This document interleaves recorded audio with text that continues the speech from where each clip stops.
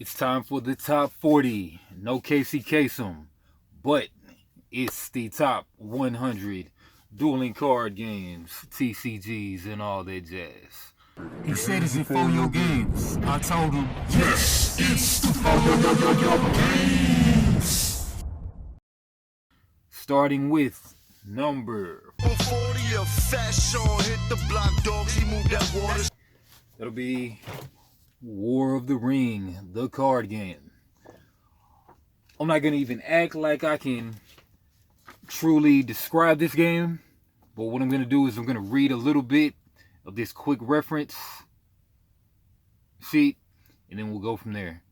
All right, here's a scenario. There's a location step. The starting player first activates one battleground.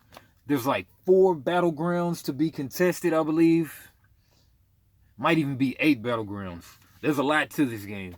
Just as an overall synopsis, though, this is a game of cycling. So you're gonna, I believe whenever you play a card, you're gonna cycle a card back into your deck, or you cycle that card back into your deck. Highly cerebral game. But yeah. Alright, but let me just go through this, though. The starting player first activates one battleground, then activates one path. Whenever you activate or reactivate a background or path, place it face up in the middle of the table and resolve its activation text.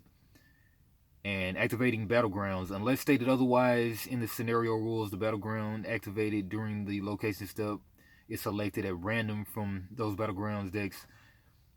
A lot of stuff. Alright, there's the location step, then you go into the action step. The action step consists of playing one card from your hand, move one character or army in reserve to an active path or battleground, cycle one card from your hand, winnow by eliminating 2 cards from your hand to draw 1 card, use an action, use a ring token to draw cards. Okay, combat step.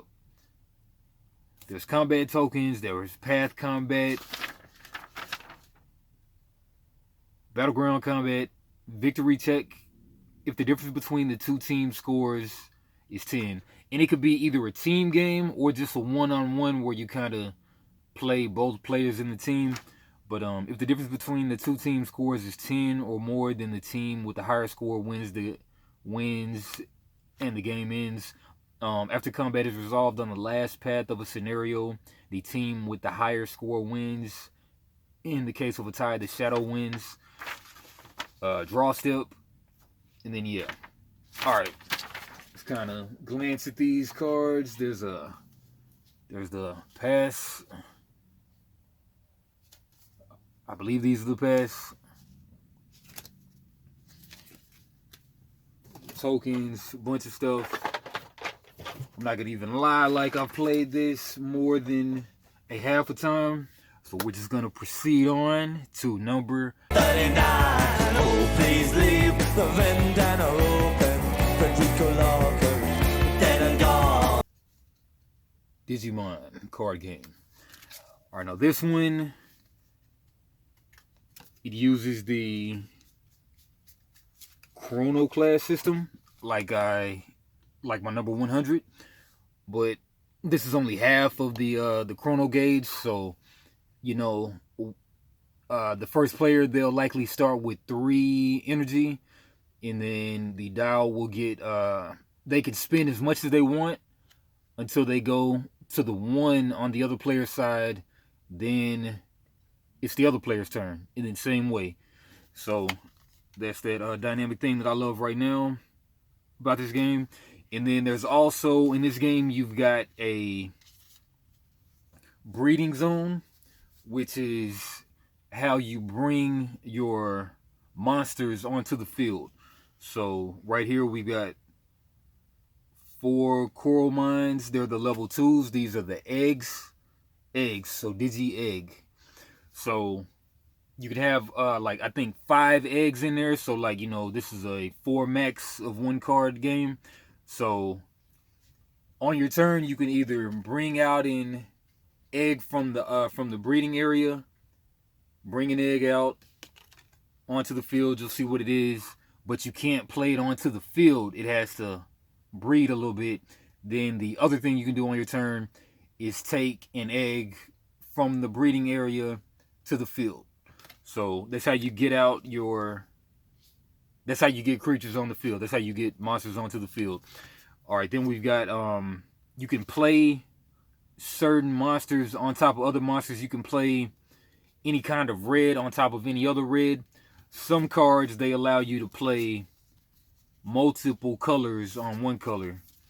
And then, like an example, so like play cost right there for this level 4, you can play one level above whatever's currently on the field. And then the play cost for this is just 4. If you can play it straight up onto the field. You don't have to play it on an egg. You can pay 4 to just pay 4 of this energy or whatever to play it straight onto the field, or you can play it onto a level 3 and it only costs you 2 to do so. So, and then the cool other thing about this game is you have inherited abilities, which are, so like this right here, if you have another Digimon that's a lower level that you play, so like if you evolve the Digimon, then you'll still have the inherited ability right there. So the opposite of like Pokemon energy. That's a very cool thing.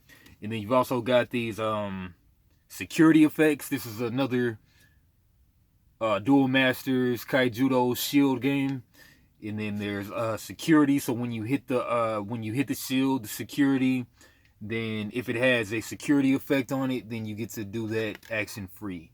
This one is all your Digimon gain security attack +1. This Digimon takes +1 additional security card until the end of your next turn. Yeah. And then of course you got your spells and everything. Cool game. The Digimon get real big. Like this costs 12, or you could play it on top of a level 5 for only 4. Cool game. Would like to play it more, but still pretty popular Digimon card game. Very, very fun game. All right, on to number 30. That's Varia. Another one I'm not gonna actually be able to competently describe Varia, but yeah, I tried to play one time on my own with the Nissel J. It did not go too well, but I played with the designers, well, I mean, with the actual guys working for the company, and then they were able to pretty much teach me how to play. Yeah, I'll kind of go over my little rules I wrote, and then we'll take it from there. All right, so in a deck, you'll have 30 actions, that consist of 30 gold worth of items, tokens, stat cards, 30 actions. Yeah, just go over this real quick. To win, bring opponent's life to 0. There's start turn, you have 30 HP, 40 action points, 6 card hand. Power is the top right. So you actually have this. So like each player, one's a red and one's a gray. So you're gonna have a D 6-sided dice, and then you're gonna have a 4-sided dice. Both of these will they add to your cards that attack and such. So you're gonna roll dice on top of the attack that you deal, and then I believe on top of your blocks as well. You're gonna roll for first player. So power of a card right here is the top right D6, and the focus is the top right D4. So this one has a power of 10, and then the focus is the 5 right here. Start of the subsequent turns, both players draw 2 cards. Go back to 10 action points. You have action points. So this card right here costs 4 action points to do. So you'll have 6 remaining for the turn. And then, long story short, this game, you're going to try to plan your actions. This is one of those things where you plan your actions. The active player tries to plan their actions, kind of like Universal Fighting System, but you're doing it all at the same time. And then you can, one cool thing about the game too is you can be right up on somebody, or you can back away from somebody to where only ranged attacks will hit you. But if you're right up on them, then the melee will hit. Something like that. And then there's each moment resolved one after the other. So you're going to plan your moments. And then like 5 moments are like right on the mat that you can have on the mat. But then I think anything outside of that is like that's for the future. So you can set future moves, but I think you're stuck with those future moves. Engaged is right up front melee. Disengaged is only ranged hits. And each moment resolved one after the other. Max number of moments determined by active player's initial plan. So the active player, they determine what's going on. And then I believe the inactive player, they follow suit. And then they play their cards that they're going to react with. I think you play the cards face down, I'm sure. After active player sets up their initial plan, reactive player can play one response for each moment. Can add extra moments. After reactive player plays responses, then active can add fast actions. That's fast actions are lightning bolts. I believe you can take your action that you planned up and then replace it with a lightning fast reaction, I believe. Fast can be played as combo or can replace a moment in initial plan. Sends replaced face up to the forgotten zone. Played as combo, play on top of an old moment. Fused, treated as a single card. Shared cost type and subtype dice and everything combo replace. Now reactive player can play fast cards. Active player can play fast actions as response. Continues like this until both are satisfied. Now time to play, resolve a moment. You do the payment. You do the start of moment. You do the clash with dice. Attacker must roll. Attacker must roll greater than the blocker to be able to hit. End of moment. An attack of 5 versus 4 blocker equals 1 damage. And then attack 2 versus 4 blocker equals 0 damage. And then attack of 2 versus 5 reactive equals 3 damage to active player. So you can mess around and get hit when you were trying to attack. And then 2 range versus 5 reactive melee equals 0 to active. Attack versus attack, always a hit, never a miss. And then higher attack. A lot of stuff. But I would suggest, I have a gameplay up. Watch that. Or slide to it. But yeah, cool game once you really wrap your head around it. But a lot to it. And they just released like a ninja and something else. So, cool game. This is like a LCG game. You don't buy randomized packs. Can always appreciate that. Great gameplay. Just gotta... that initial learning curve is the thing. Alright, moving along to number 37 cameras for the sneakers. Going out like Ox or Benny Siegel. Send the cop, I can't wait to mistreat him. Roan. This is one of those hidden gems. I recorded a gameplay of this and haven't released it yet. But one big huge feature of this game is it uses the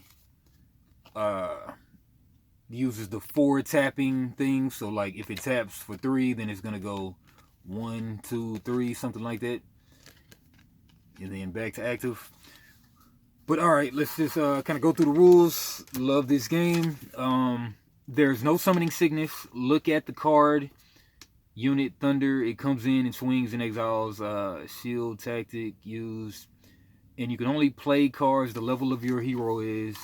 Alright. Level 1 of 6 heroes from level 1 to 3. 2 to 4 player game. Setup, shuffle all cards and tactic cards into one deck. Deal each player 24 cards. So this is one of those games with a shared deck. You just get dealt what you get out of the deck. Hero cards, put 1 on top and the 3 on the bottom. So there's a hero deck. The hero actually can level up. I'll pop them up on the screen. But if that's possible. First player, they get 0 water. Second player gets 2 water. Sounds like another game that I got coming up with water. Dueling card game. Each player draws 6 in 1 mulligan max. Bottom what you want. Draw up to 6. To win, remove all of opponent's deck and hand that represents the health of their hero. So a milling game. Hero takes damage, cards mill from their deck or hand. You get 6 water each round, and then card income you get each round. So this is the water, and this is the card income. These are the heroes. This is the water actually, and this is the card income. How many more cards you get to draw per turn. And then so like I was saying, the hero, this will be the same hero. You'll choose one of these heroes. You'll start at the naturally level 1 more than likely.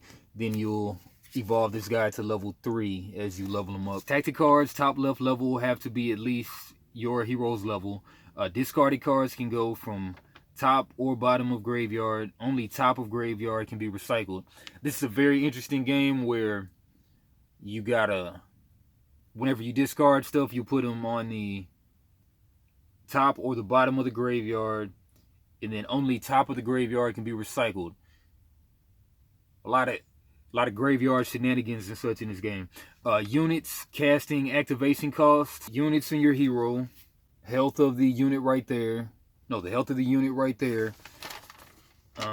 Exhaustion points. Highlighted edge of cards is where you tap it to. So highlighted edge of the card. So like right there, whenever you use this guy, you're gonna tap it 3 times. So that'll be 1, 2, 3. And then it untaps 1 every turn. And then when it becomes active, you can use it again. Hero takes damage. You can mill from deck or hand. So you don't have to mill from your deck. You can do it from the hand too. Guardian, untapped unit. Opponent has to attack them first. Then tapped opponents or hero. Range damage is always counted first, even if you're melee attacking with no range value versus opponent with no range gap value. Yeah, but this is just an interesting one. This has a lot of graveyard shenanigans, a lot of cool stuff to this game. Trying to really verbalize the uniqueness of this guy. Yeah, there's a lot of this going on. So like battle recycle, return up to 2 of the topmost units from your graveyard to your hand, then move battle recycle from the game. So like instead of getting milled, I mean, you're bringing stuff back a lot in this game.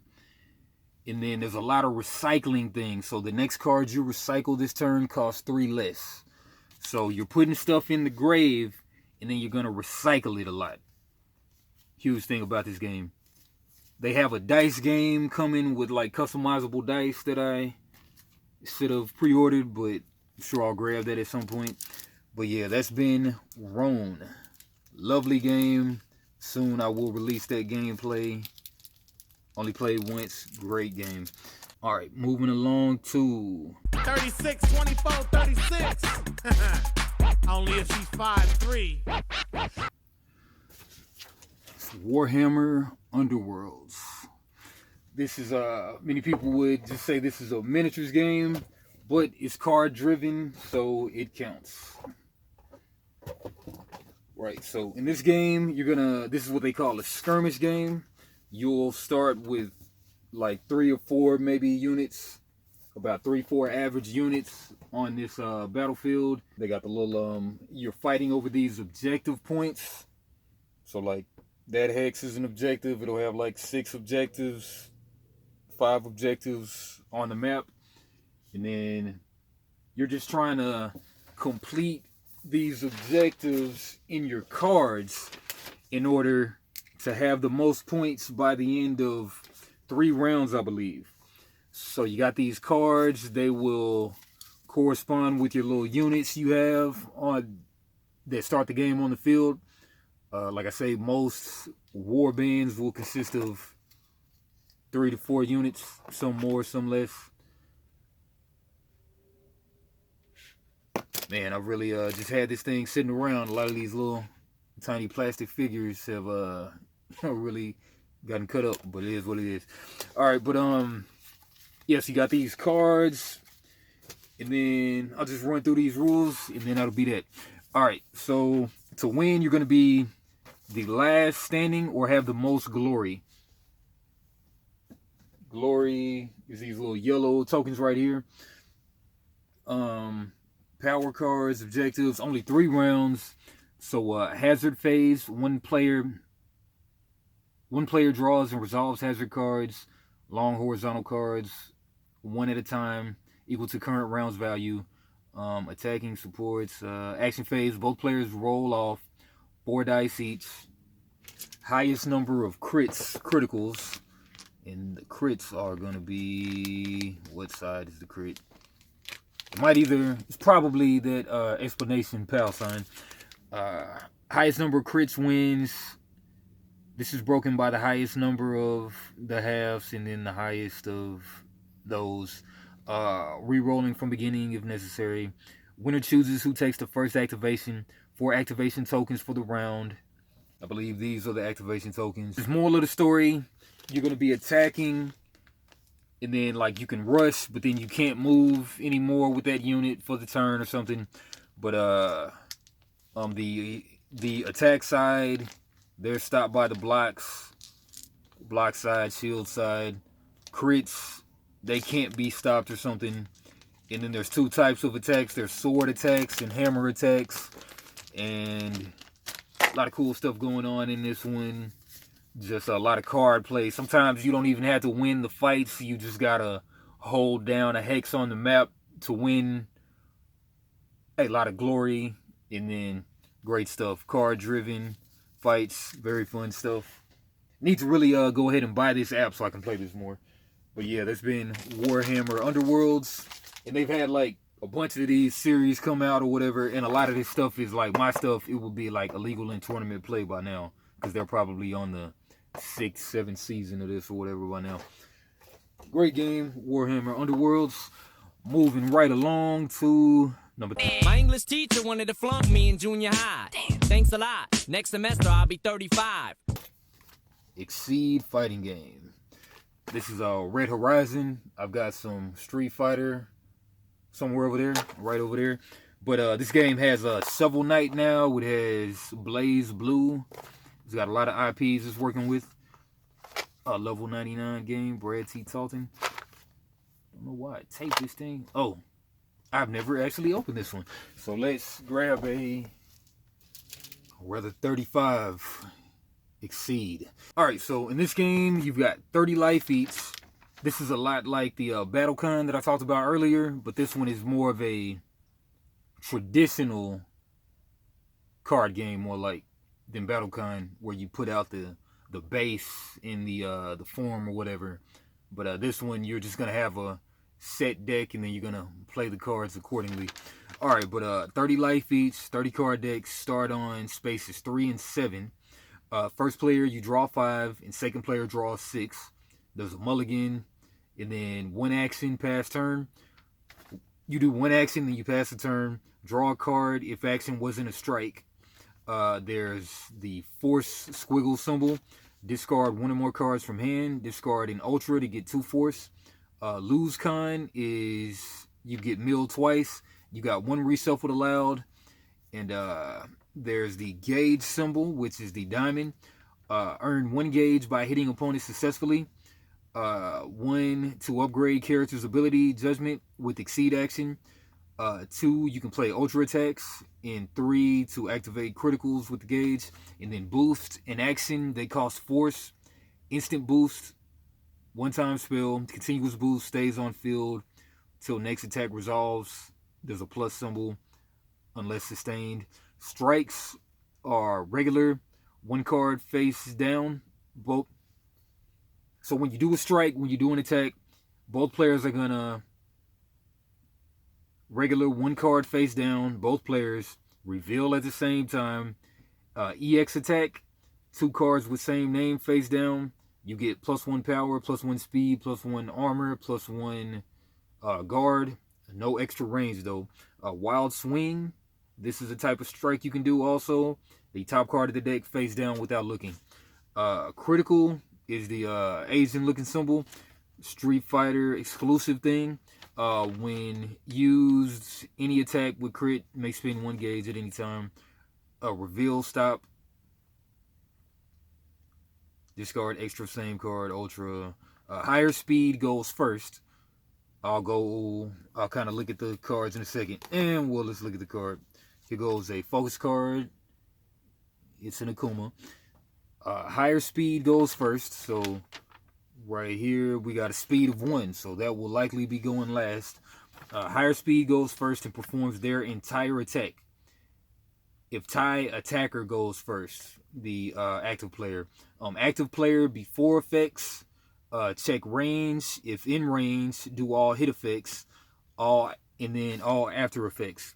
Doing damage, armor subtracts from attack. Stunned, if you're dealt more damage over your attack than your opponent's guard, they're stunned and can't perform their attack. So you want to stun them so they can't perform their attack that they put face down. Transformation. This is a 7 cross exclusive, but since we're not doing 7 cross right now, we're not going to worry about it. But yeah, let's check out some of these cards. So like this focus card right here, 1 to 2 range, 4 power. So like you got to be 1 or 2 spaces. There's like a 9 space like line, much like the battle con. And then 1 to 2 range, you got to be 1 to 2 spaces within the guy. And then it does 4 power, 4 damage, makes you mill 4. No. You'll take 4 from your 30 health, and then 1 speed, 2 armor, 5 guard. And then opponents can't move you after draw a card. And then that transform stuff. All right, but yeah, so you'll have, there's characters. So these characters right here, Ryu and Ken.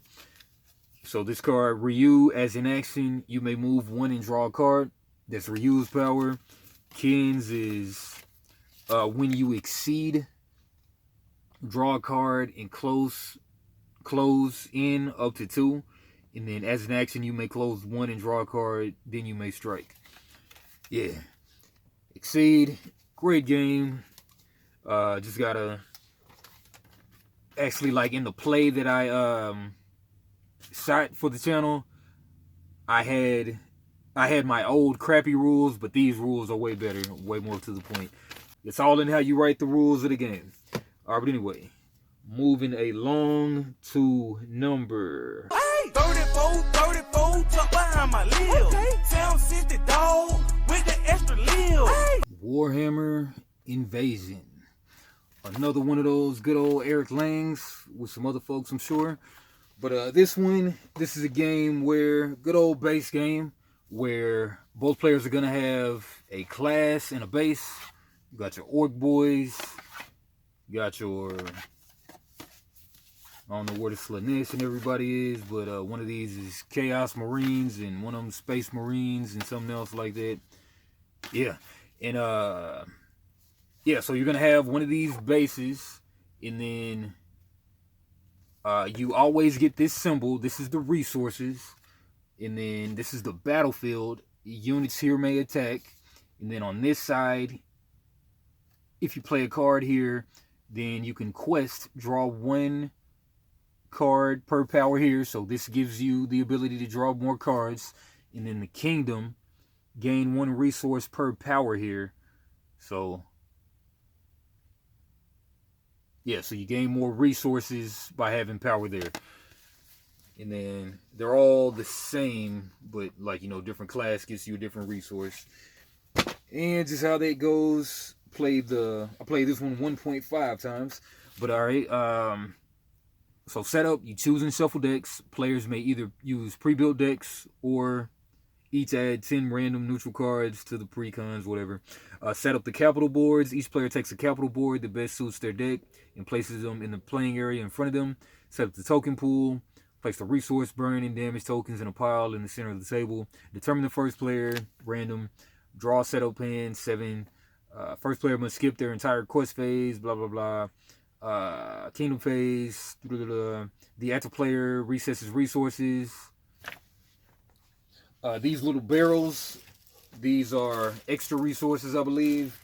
And then whenever two of the opponents lands, one of these sides are burned, then they lose.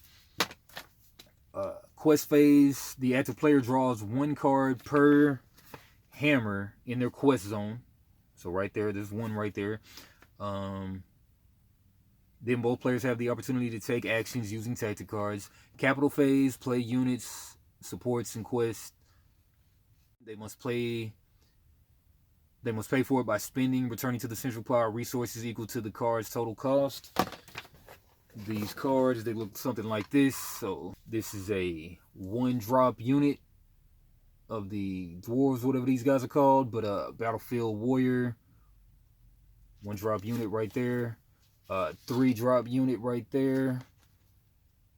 Zufbar engineers. Looks like these dwarves, they have low-costed guys, a lot of them. But 6-cost unit. There's more than units to the game though. But where are they at? Alright, supports. Building, kingdom, forest. After your turn begins, heal 1 damage to your capital. And then you got these horizontal cards, quest cards.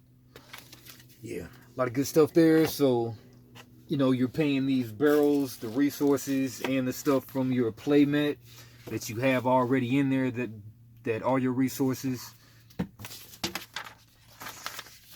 Then as far as that, sending a unit on a quest cards are played from a player's hand into their quest zone in the same manner that unit and support cards are played. Once a quest is in play, the controller of that card has the option of sending units on that quest. Blah, blah, blah. Battlefield phase, attack opponent's capital.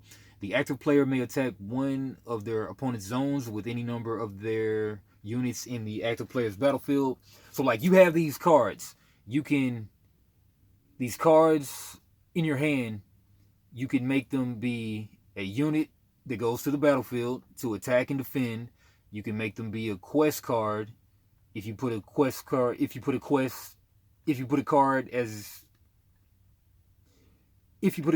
the quest zone, and then if you put a card into the kingdom, it's going to add to your resources you get for the rest of the game. Declare target of attacks, declare attackers, declare defenders, assign damage, apply damage, end of player's turn.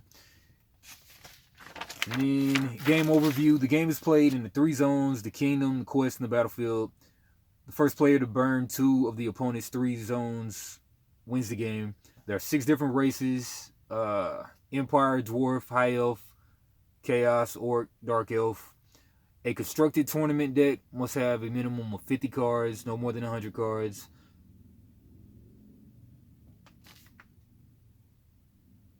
You get milled, you lose the game. Yeah, so pretty much that's the gist of it. Cool game. Played the 1.5 times. You already know the line. No need for me to say it. Moving along to number 33. Hit me. That's nothing. A Game of Thrones, the card game. LCG. Once again, not to be confused with the TCG. This is yet another of the great Eric Lang's got his foot into this game. And yet again, this is another one that I've only played the 1 time. In this game, you're going to have a banner. You're going to play as one of the houses. Lion banner. I don't know if that's the Lannisters or what. Wolf banner. Rose. Krakens. I don't know who those are. The Stags. The Wolf. Sun. Dragon. We know this. Targaryen. Alright, and in this game can be like the main way to play is the one-on-one, but really the real main way to play is like this is a multiplayer game too, which I think it can have 5 players and all kind of intriguing stuff with the multiplayer form of the game. You got these things. Like, the cool thing about this game is every round you're going to be picking one of these cards, or you're going to randomly get one of these cards or whatever, and that's going to determine how many resources you start with. And setup: 2 players games use the joust format.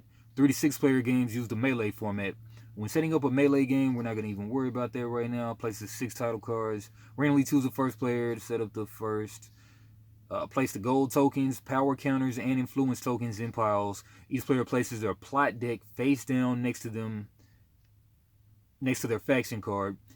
They then shuffle their draw deck and draw 7 cards. In player order, each player may take a single mulligan Draw 7 new cards. In player order, each player may place face down in their play area 8 gold worth of characters, locations, and attachment cards from their hand as setup cards. No more than one with a limited keyword may be placed. Each attachment must be eligible to be attached to a valid card under the owner's control, and then additional cards or unique cards cannot be placed. Okay, standing and kneeling.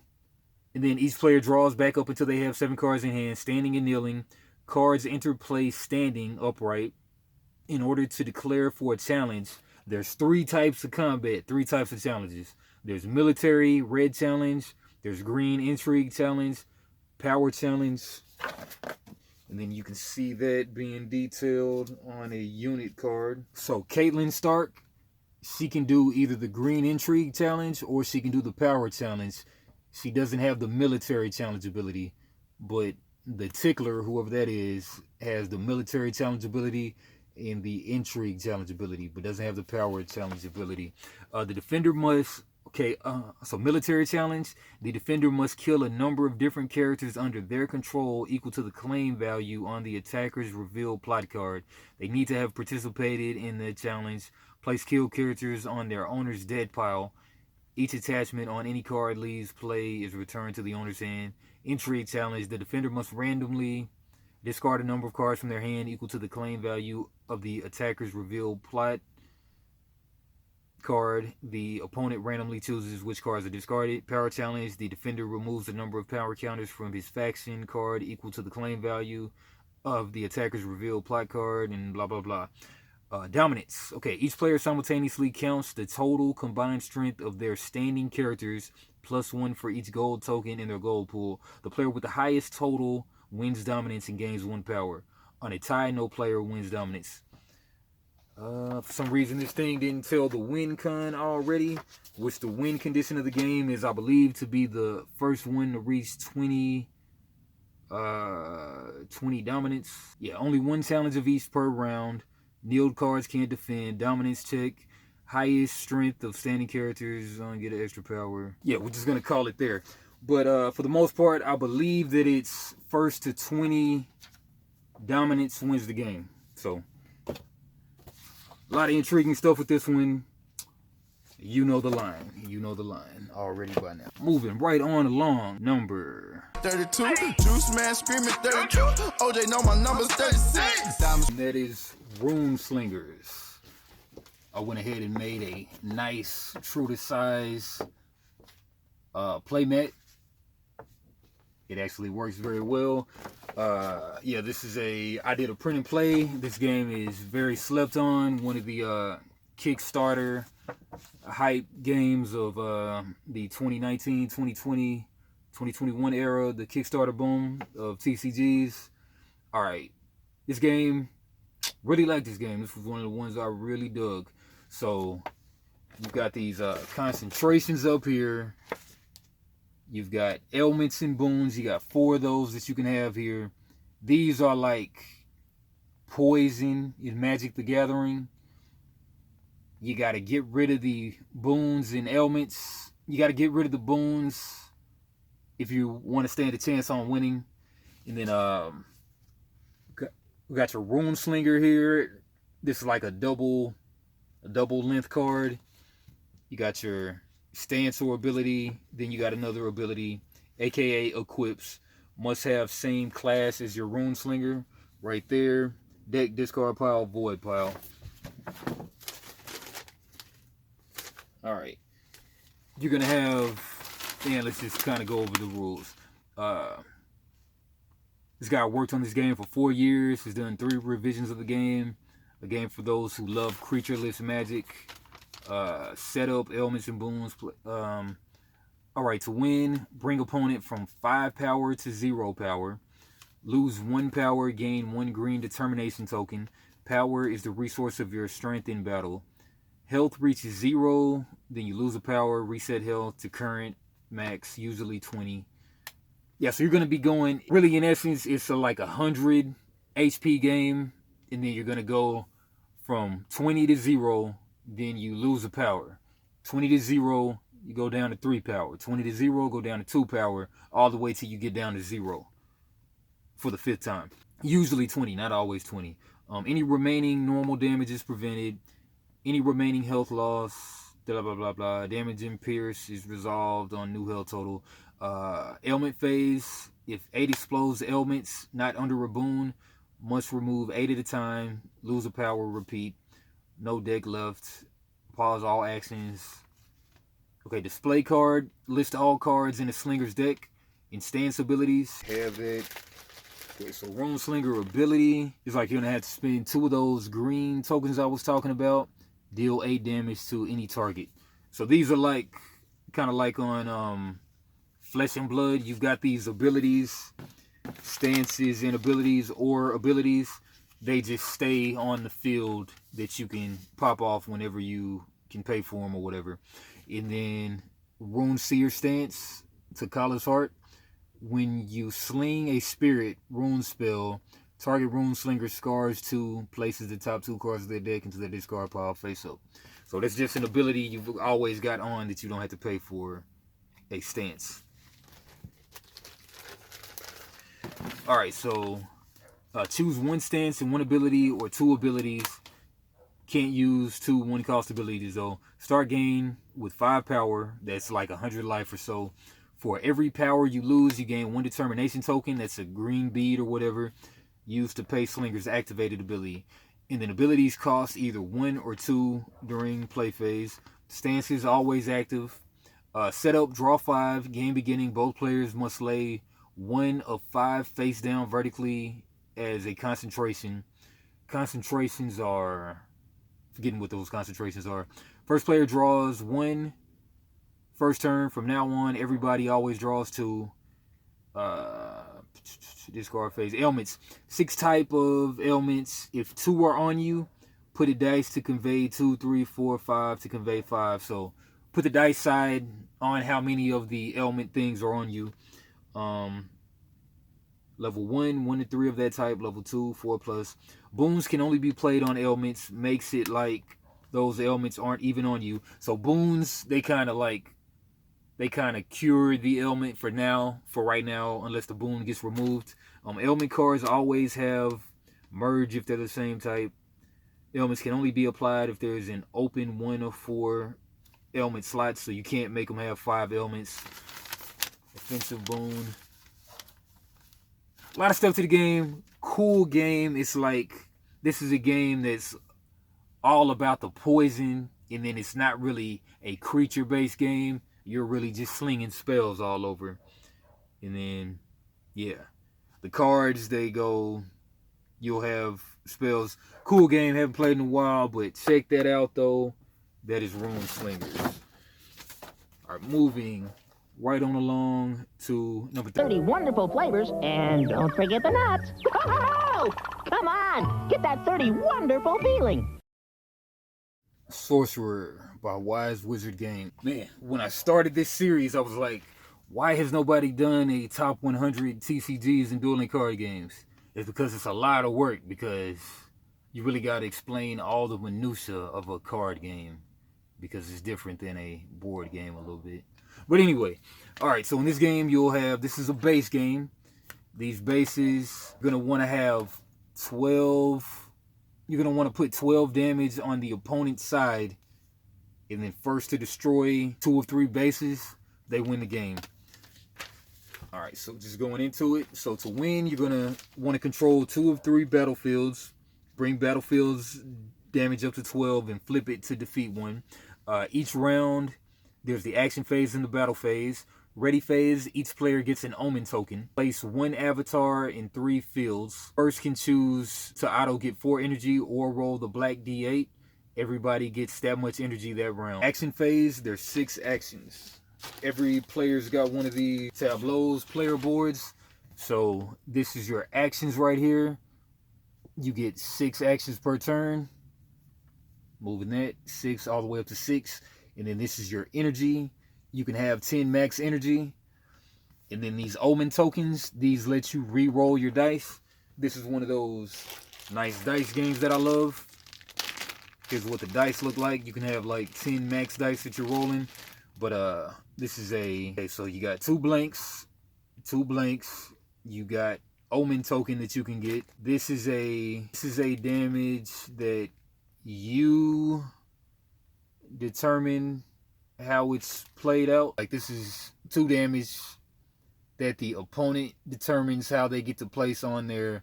And then this one, I think, maybe just 1 damage that you get to determine how it goes on to the opponent. Action phase, 6 actions. Players alternate taking 1 action, then pass the turn. Can only use a skill card in Battlefield where your avatar is. Big part of the game. Alright, so you're going to 1, draw cards, 2, channel energy, 0 to 10. Use action power. 5, 4, move from one battlefield to another. I think they got to be adjacent. Swap minion in adjacent battlefields. Flying can move 2 battlefields over. Play minions onto a battlefield. These are the things you can do. Okay, battle phase. Each player takes turns attacking with one of their minions at a time. Tap to attack. Second player, 2-player game. First player gets to attack center first, and then second player gets to attack 2 flank battlefields first. And then when you attack, you roll dice equal to the attack strength, the red value. Alright, so like in this game, you're going to make up a 30 or so card deck composed of... You're going to draft a character, you're going to draft a domain, and a lineage. And that makes your deck. So, like, every character, they're going to always come with the same cards. But, so... let's say this guy, this attack, this would do... You would roll 2 dice with this guy, minion, with this minion. Roll 2 dice. And then can attack opponent's minion or the battlefield. You can divide it up if there's... You can't divide it up. And then attacker decides how to apply crits, that star. And then 1 attack point versus a minion and 2 attack points versus unopposed battlefield. And then opponent decides how they apply the normals, the skull hits. They can go to the minion or the battlefield. And then once opponent's location side goes to 0, you flip it over and you put your cube on it. Spend Omen token, the star tokens, to reroll 1 dice.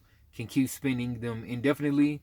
And then opponent can also send Omen token to reroll attacker's good dice. Yeah, so you can reroll the opponent's good dice. First player gets Fate token at start of ready phase, can reroll all dice. Dice assigned 1 dice. Dice assigned 1 dice at a time. The sword symbol, only when active attacker is attacking can this symbol be activated. This one right here, if you can make that out. In phase, pass first player token. Essence /life /defense. The green value is when the minion dies, when you take more than that. Make 40 card deck. Can draft random or pick 10 card character deck, 20 card lineage deck, and 10 card domain deck. Draft for the 3 parts in game beginning. And yeah, and that's a nice simple game. White Wizard, Sorcerer. I was supposed to play at a Sorcerer tournament at Gen Con, but then I just ended up play testing one of my games in Dreyer Inc.'s games. But yeah, so that's been number 40 through 31. This is a large undertaking right here, doing all this. But yeah, now I have to edit. So come back in a few days for number 30 through 21.